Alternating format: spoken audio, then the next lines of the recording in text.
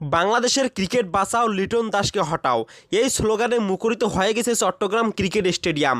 Bat হাতে লিটন দাসের সময়টা একেবারেই ভালো যাচ্ছে না। রানের দেখা পাওয়া যেন মুশকিল হয়ে দাঁড়িয়েছে তার কাছে।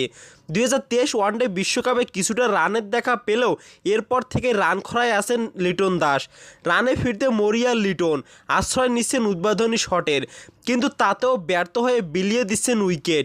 জিম্বাবুয়ের বিপক্ষে তৃতীয় টি-20তে দুইবার ব্যর্থ হয়ে তৃতীয়বারের প্রচেষ্টা স্কুপ করতে গিয়ে বিলিয়ে দিয়ে এসেছেন উইকেট। ব্লেসিং মুজরাবানের করা তৃতীয় ওভারে দ্বিতীয় ও তৃতীয় বলে স্কুপ করতে গিয়ে ব্যর্থ হন লিটন দাস।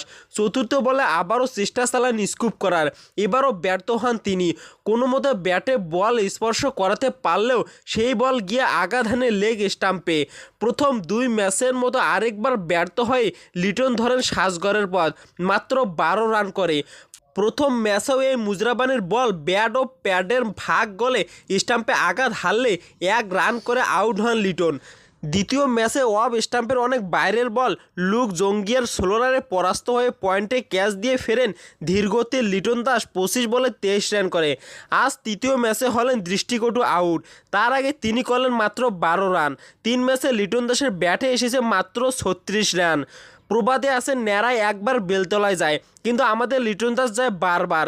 তো দর্শক, লিটন দাসের এমন ব্যাটিংয়ে আপনারা খুশি কিনা অবশ্যই আপনাদের মূল্যবান মতামতটি আমাদের কমেন্ট বক্সে লিখে পাঠাবেন এবং ভিডিওটি বেশি বেশি শেয়ার করে দিবেন। ধন্যবাদ সবাইকে।